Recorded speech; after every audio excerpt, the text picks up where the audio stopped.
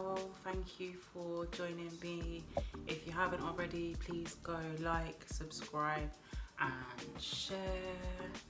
I put a poll on Instagram and I asked you guys whether you wanted a haul or if you wanted a story time, and I think the vote was something like 60% story time.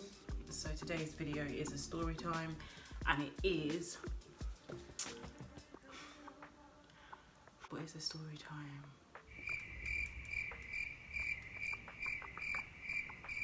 The story time is why I had to get rid of my beautiful car and why I no longer have it.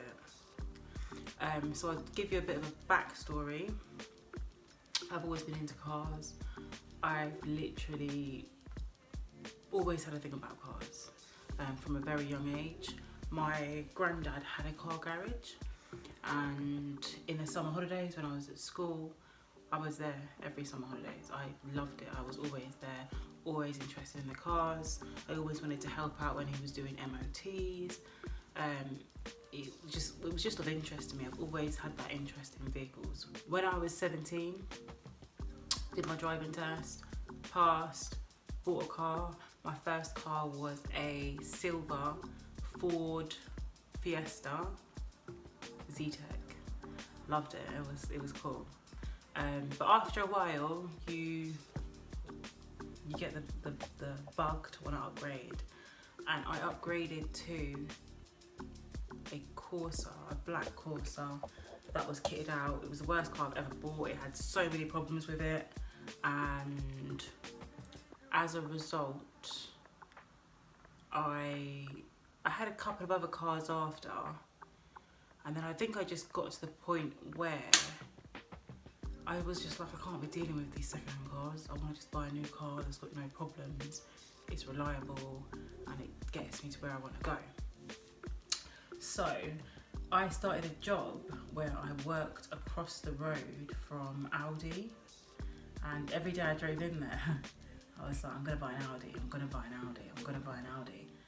And I was working at a place for about 3 months, and then one day after work I drove in there and I said, I want to buy a car. And I'm pretty sure that they closed at 6 o'clock, and I went there at 5:15, and by 5:30 I bought a car. And the car I bought, it was an Audi A1 in white. It was like a 2013 one. I picked it up maybe 2 months later when it was ready, and that was it. And I had this A1 for probably 2-3 months, not even that, and it had a fault. It had a fault with the multimedia interface, and Audi took it back, and they kept giving me hire cars. So for about, let's say 3-6 months, I was in different hire cars. I was in Audi Cabriolets, the A3s, the A4s, you name it. And I feel like they did it on purpose, because when I got my car back, even though it wasn't fixed, when I got it back, I wanted an A3 Cabriolet. I literally was like, oh, because I've been driving one, I wanted one. So I had my car for a couple of months, and they still couldn't fix the fault. So I just said, can you take it back, and can I buy the A3 Cabriolet? So yeah, the couple of months later I bought the A3 Cabriolet. It was the new shape at the time, the 2014 plate one. I had it in like a grey colour. I loved it.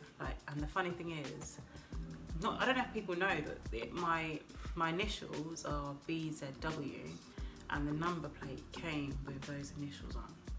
And I just literally, I loved the car. I fell in love with it. I had that from 2014 to 2018. And then I was doing a lot of motorway miles, and I just felt like I needed to get a hard top car. I didn't want a soft top anymore. And so I contacted Audi over the phone, and I said, I want to buy a new car. And we spoke over the phone for a while. We exchanged emails for maybe 3 weeks, and then I went there. And when I went there, obviously I had an idea in my head of what vehicle I wanted, what colour and whatever else. And when I went there, I went to order the Q3, and I wanted it in the black edition spec, and I chose it in automatic, which that's the first automatic car I've ever had. I loved it, but I do prefer manual personally. But yeah, when I went there to place the order, I had showed him a picture and I was like, I want it in this colour. The same colour as my top, this colour. And he said it doesn't come in that colour. And I was like, it does, I've seen it online, I saw it online somewhere. And he was like, no, it doesn't come in that colour. And I was like, okay, show me the colours that the car comes in, but physically show me. Even if you haven't got that car, show me out a different car. So I'm pretty sure there was like a white, there was 2 different greys, there was a blue, like an electric blue, black, red, like standard colours. And it just didn't, I had seen it in the colour that I wanted, basically, and the cars that he showed me, I was like, I'd rather just keep the car I've got because I want it in this colour. And so he said, actually, you can order it in an exclusive colour, but I think he said it was going to be an extra £2,000. And I was like, let me have a think about it and I'll come back. So I went away, and for about a week, I was looking at the other colour cars because I don't want to spend an extra £2,000 if I can get it in a colour that I'm happy with. So I looked at all the other colours, and I didn't want it in a different colour. I literally didn't want it in a different colour. And so I emailed the person that I was in contact with, and I literally said, I want it in the exclusive colour, how long will it take to do? He responded and said probably about 6 months. I was like, okay. So I ordered the car in October. The end of October, I ordered the car, and the car was ready at the end of March. I'm pretty sure the end of March. Yeah, the end of March, I picked up the vehicle. When I got there, I loved it. Like I couldn't have pictured it being any better. I loved it, and drove away with the car, and that was it. I literally had my car, and I didn't only order the personalised colour. I just thought if I'm going to personalise it, I may as well get whatever I want. So I also added heated front seats. I upgraded the interior to like a suede, and obviously I got the black edition. What else? I got the colour, the black edition spec, and the heated front seats. There were a few other bits I added onto it because I thought if I'm going to pay big money, I'll just get what I want, and so I did.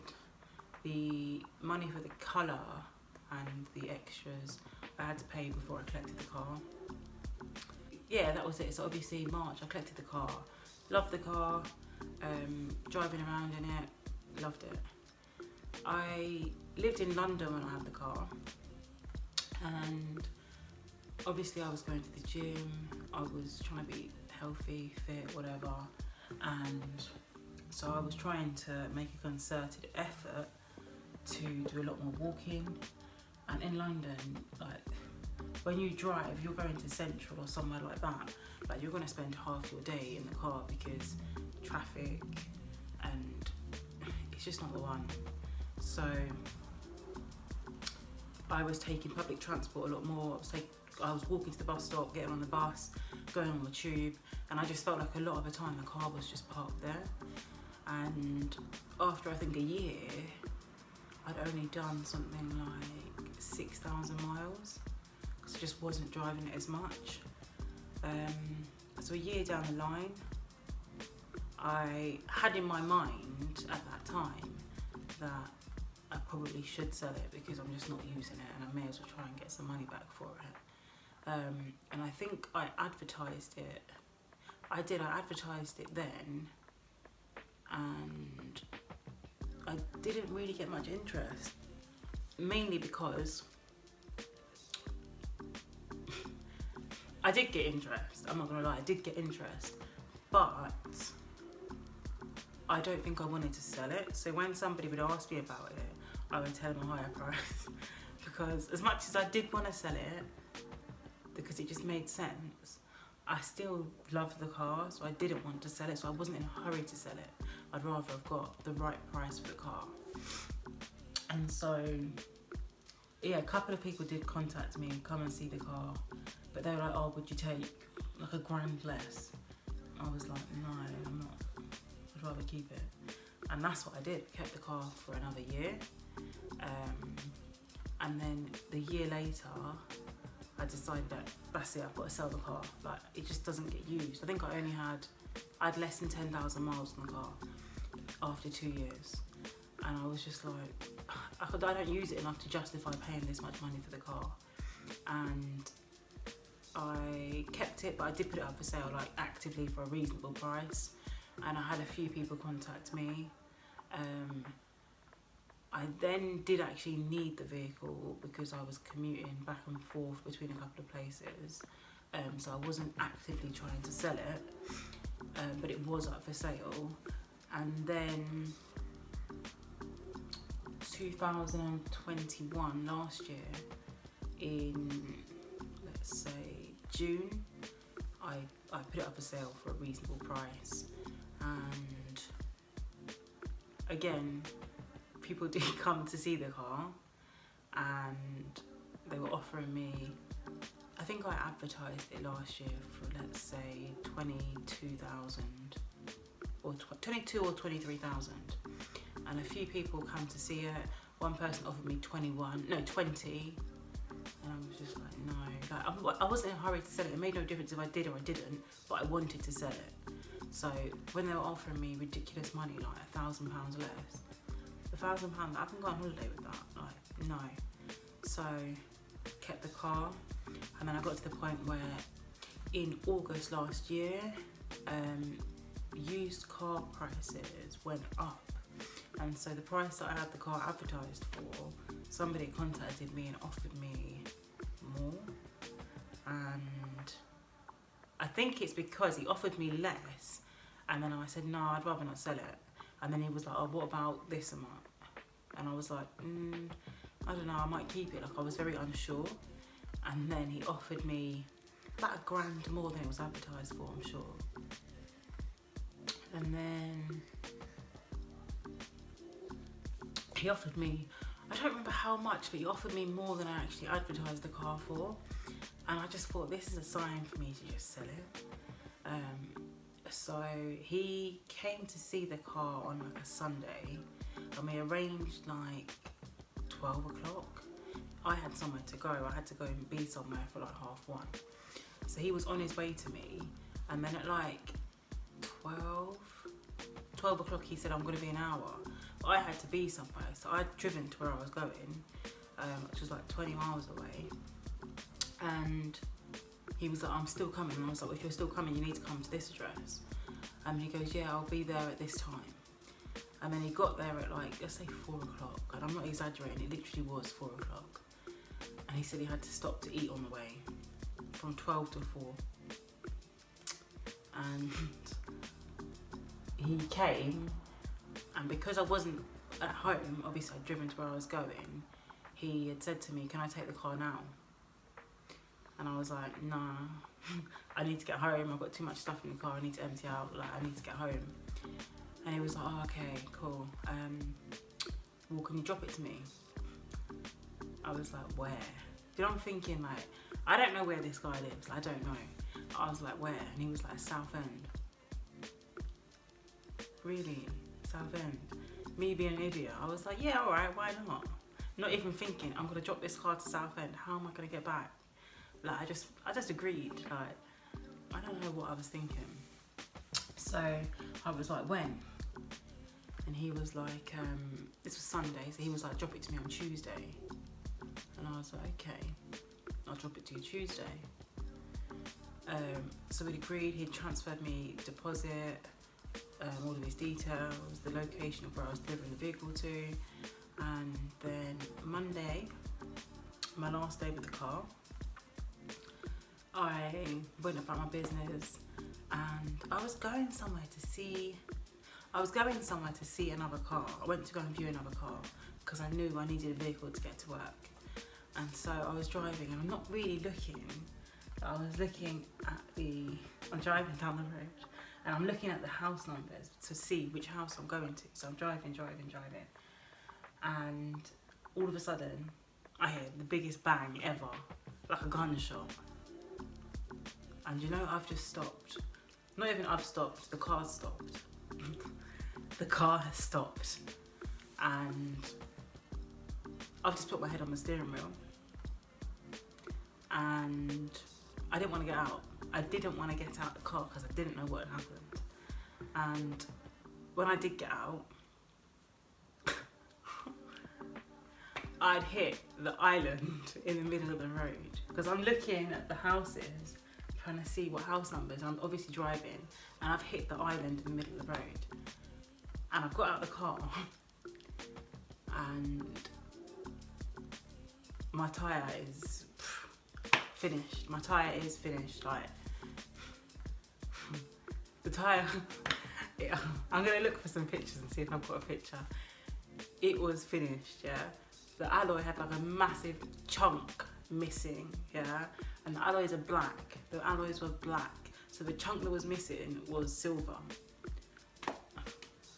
I got on the floor, in the middle of the road, on my knees, like this, because I just couldn't believe like what happened. And then I'm in the middle of the road, just on my knees, just looking at the car, thinking, I sold the car. What am I gonna do? I've got to drop it off in the morning. So some guy just pulls up. Some guy in a Mercedes pulls up, and he's like, "Do you need some help?" Bearing in mind, my car's in the middle of the road, and it's about 6 o'clock, and there's cars going either way. I'm sat on the island in the middle of the road. I've left my car with the door open on one side, and this guy's just, obviously I've blocked him so he can't go through. He's like, "Do you need help?" No, I lie, let's go back. A guy on a bike rode past, and he was like, "Do you need help?" I was like, "Yes, please," and he carried on riding.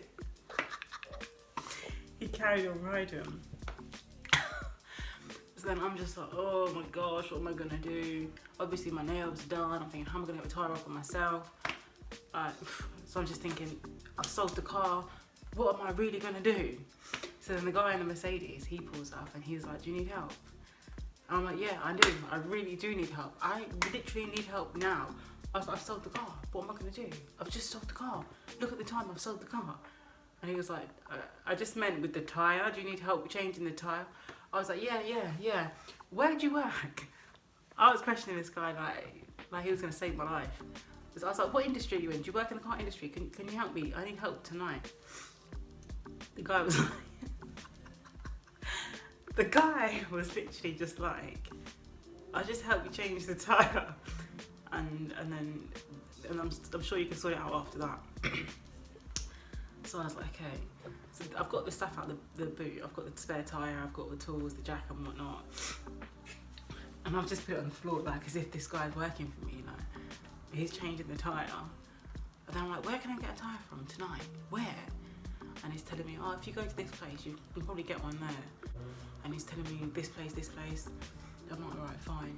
So he's just changing the tyre. And then some other guy pulls up. And it was the guy's friend. And he was like, "Do you guys need a hand?" I was like, yeah, I do need a hand. I need lots of hands. Where can I get a tyre from tonight? I need a tyre tonight.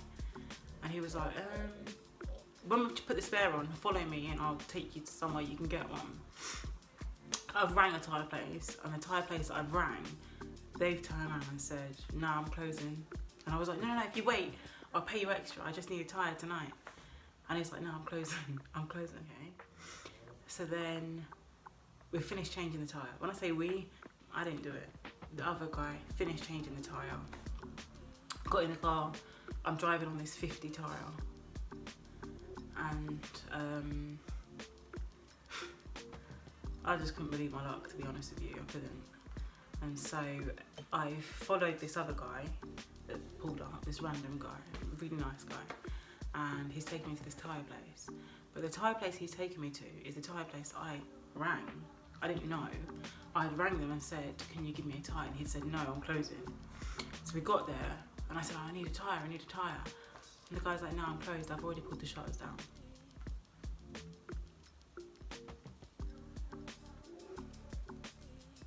I was like, can you just please? I was like, please, just give me a tyre today. I was like, I won't ask for nothing else. Just please, I'll pay you.